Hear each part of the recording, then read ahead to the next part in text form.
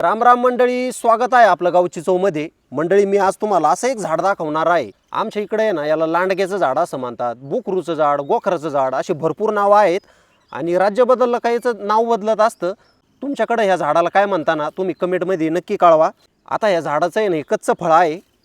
जेव्हा ही वनस्पती वाळते तेव्हा असं फळ होतं याचं. ही वनस्पती आपल्या शरीरासाठी ना संजीवनी आहे, संजीवनी, आणि अमृतापेक्षा काही कमी नसणार आहे.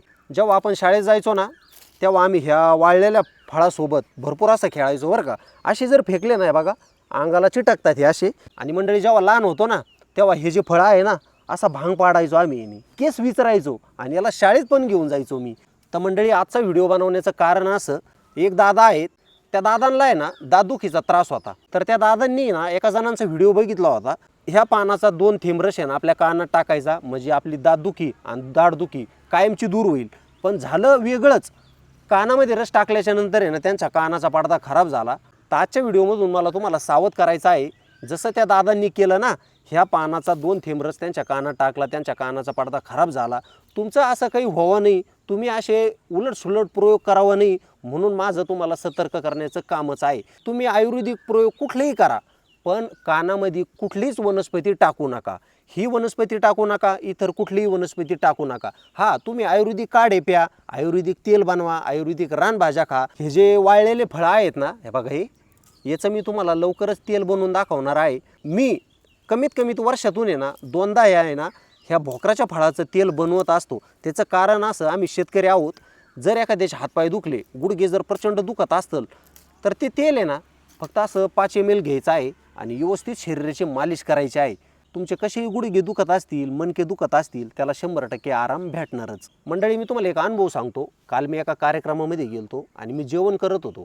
तर अशा 5 ते 6 महिला होत्या. त्यांचं बोलणं चालू होतं. एक महिला म्हणत होती, मला घरचं कुठलंच काम नाही, कुठलाच त्रास नाही आहे, जास्त काम नाही, घरातलं इतकं काम नाही, पण माझ्या मणक्यामध्ये ना गॅप पडलेला आहे आणि गुडघे फार दुखतात. दुसरी महिला तसंच बोलत होती, माझं आहे ना, माझं कंबर जे आहे ना, कंबर ठणकतं, हातपाय ठणकत्या, म्हणजे काही काम नसताना. जर आपल्या शरीराला काम नसेल ना, आपले अवयव आहे ना गोठतात. तर अवयव गोठल्याच्या नंतर आपल्याला काय करायचं आहे, आपल्या घरामध्येच तिळाचं तेल आहे, मोहरीचं तेल आहे, ते तेल घ्यायचं आहे आणि आपल्याला फक्त 5 मिनटं आपल्या शरीराची ना मालिश करायची आहे. मालिश केल्याच्या नंतर आपलं रक्त पातळ होतं, आपल्या हाडामध्ये तेल मुरतं, शरीरामध्ये सुद्धा तेल मुरतं. आणि तिळाचं तेल आहे ना, हे लाकडी घाण्यावरचं घ्या. प्रत्येक गावामध्ये, प्रत्येक शहरामध्ये तिळाचं तेल भेटतच असतं. ते तेल घेऊन तुम्ही तुमच्या शरीराची मालिश करा. अगदी तुम्हाला आहे ना 2 दिवसात तुम्हाला आराम भेटेल.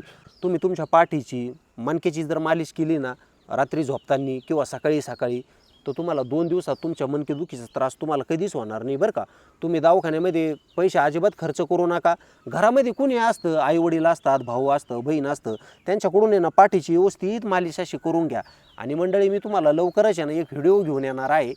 तुमच्या शरीरामधील कसंही ब्लॉकेज असू द्या, नसाचा प्रॉब्लेम असू द्या, मणक्याचा विकार असू द्या, मी तुम्हाला मालिश करून दाखवणार आहे एका व्यक्तीची.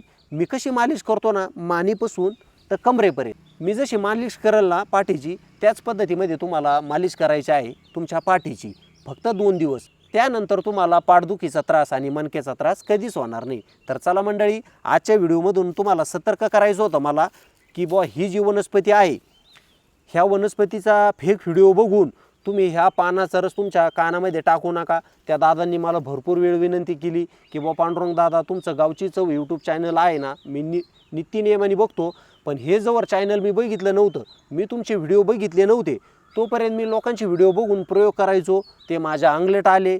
पण इतरांचंही होऊ नये म्हणून त्यांनी मला वारंवार रिक्वेस्ट केली, ह्या वनस्पतीचा व्हिडिओ बनवाच आणि इतरांना सावध करा. म्हणजे माझे जे हाल झालेले आहे कानाचा पडदा खराब होण्याचे, ते इतरांचे हाल होणार नाही. मंडळी, जर आजचा व्हिडिओ तुम्हाला आवडला असेल ना, व्हिडिओला नक्की लाईक करा आणि आपलं गावची चव यूट्यूब चॅनल आहे ना, आठवणीने सबस्क्राईब करा.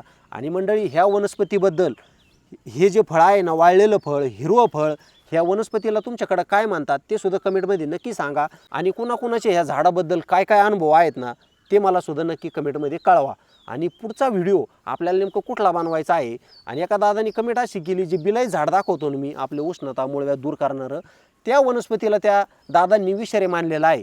तर मी उद्या तुम्हाला ती वनस्पती आहे ना कच्ची खाऊन दाखवणार आहे, अगदी मुळासकट. मंडळी, मी जेव्हा लहान होतो, मी जेव्हा शाळेत होतो ना, मी त्या वनस्पतीला विषारी मानायचो. मी जर गायांकडे गेलो, शाळेत सोडून जर गेलो ना, ती जर वनस्पती दिसली ना, काटेरी बिल आहेत, मी त्याला भ्यायचो. पण जेव्हा माझ्या वडिलांनी, माझ्या आजोबांनी मला सांगितलं की दादा तुला जर उष्णता जर झाली तर ह्या मुळीचा तू काढा बनव, मी म्हणलो नाही नाही ती विषारी. कारण की मी 6वी 7वीला होतो तेव्हा. तर माझ्या वडिलांनी मला त्या मुळीचा काढा बनवला होता आणि मी तो पिलो होतो. तेव्हा माझ्या शरीरातली उष्णता ही दूर झाली होती. तेव्हापासून मी वरदान मानलेलं आहे. आणि जर माणसाकडे जर थोडंसं काही नॉलेज असेल, बुद्धी असेल, ती इतरांना वाटली पाहिजे आणि इतरांना शेअर केली पाहिजे. कारण की मनुष्य जन्म हा एकदाच भेटलेला आहे. जे जुनं होतं ना ते आपण विसरत चाललेलो आहोत. तर मंडळी, माझं स्वप्न असं आहे, जे भारत देशाचं आपलं शास्त्र होतं आयुर्वेदाचं, ते पारंपरिक पद्धतीने पुढं चाललं पाहिजे. आता भरपूर जण आयुर्वेदामध्ये उतरलेले आहेत, वेगवेगळ्या पद्धतीत चुकीची माहिती देत आहे.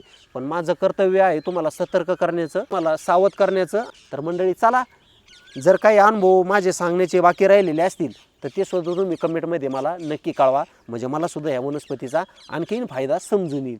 तर चला मंडळी, अशाच नवीन एखाद्या व्हिडिओमध्ये भेटूया. तोपर्यंत मंडळी, धन्यवाद.